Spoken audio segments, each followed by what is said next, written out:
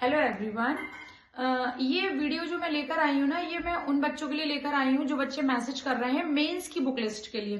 तो मैं अभी आप लोग को एक बात बता दूं कि अभी मेंस को अब इतना हम लोग के पास प्री के लिए इतना टाइम नहीं बचा है कि हम मेंस पढ़ लें साथ में, है ना। लगभग नोटिफिकेशन एक विज्ञप्ति आ चुकी है कि आपको अब जो आपका प्री का एग्जाम होने वाला है वो कब होने वाला है। वो प्री का एग्जाम हमारा फेब में 16 को होने वाला है।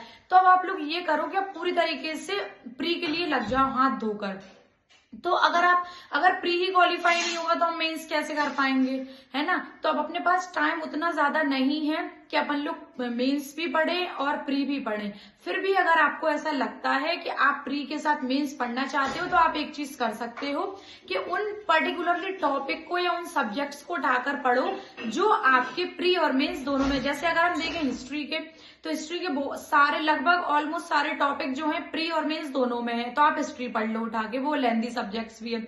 ज्योग्राफी का लग रहा है तो आप ज्योग्राफी पढ़ लो उठाकर, उसमें से ऐसे कर सकते हो आप 2-3 सब्जेक्ट्स। एमपी को देखकर आपको लग रहा है तो आप एमपी का कर लो, है ना। लेकिन मैं तो यही सलाह दूंगी आपको कि अभी अगर प्री का है तो आप एमसीक्यूज की प्रैक्टिस करो। प्री के पॉइंट ऑफ व्यू से फैक्चुअल डेटा जितना अपने ब्रेन में फिट कर सकते हो उतना फिट करो, ये चीज की मैं सलाह दूंगी। अगर फिर भी आपको लगता है कि मैम आप मेंस के लिए बुक्स बता दो, या तो मैं आपके लिए एक मेंस की वीडियो ला दूंगी।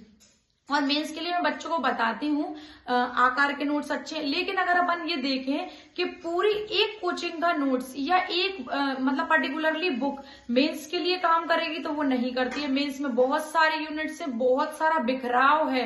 मेंस का अगर हम सिलेबस उठाकर देखें तो मेंस बहुत फैला हुआ है, इसको समेटना पड़ता है अलग अलग नोट्सों से। हर कोचिंग पे सारे सब्जेक्ट्स अच्छे नहीं है, मैं हमेशा कहती हूँ इस चीज को। जैसे अगर हम ज्योग्राफी का उठाकर देखें तो वो किसी और कोचिंग के नोट्स है जो बहुत अच्छे हैं।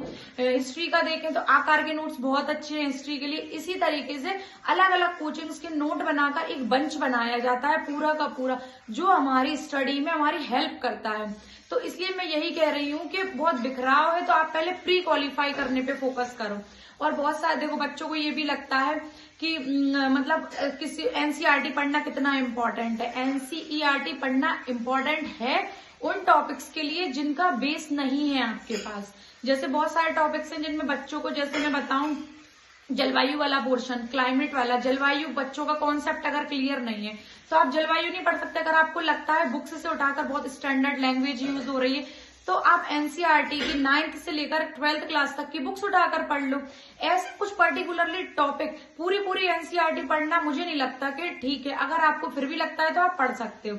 लेकिन मैं बोलूं तो मैं यही बोलूंगी कि कुछ टॉपिक होते हैं जो टफ होते हैं, जो हमारे क्लियर नहीं होते, आप उनके लिए एनसीईआरटी उठाकर पढ़ सकते हो। तो बस मैं इस वीडियो के थ्रू यही मैसेज देना चाहती हूँ आप लोगों को कि आप लोग एक काम करो, अभी हाथ धोकर नहा धोकर पूरी तरीके से प्रीलिम्स के पीछे पड़ जाओ, है ना। हम लोग भी अपने जो चैनल पर अभी यूनिट 10 पढ़ा रहे हैं जनजाति में। बैगा जनजाति कंप्लीट हो गई है। अब कल से ज्योग्राफी स्टार्ट होने वाली है तो हम लोग ज्योग्राफी में, मैंने अभी जलवायु बोला, मैं जलवायु ही शुरू करने वाली हूँ। पूरा कॉन्सेप्चुअली पढ़ाऊंगी और जो क्वेश्चंस फैक्ट से पूछे जाते हैं, जो आते हैं, मैं वो क्वेश्चंस भी लगवाऊंगी उनके, है ना। फिर थोड़े टाइम बाद हम लोग सेकंड यूनिट भी शुरू कर देंगे। तो बस मैं यही बोलूंगी, ऑल द बेस्ट, लगे रहो, पढ़ाई करो अच्छे से। Thank you.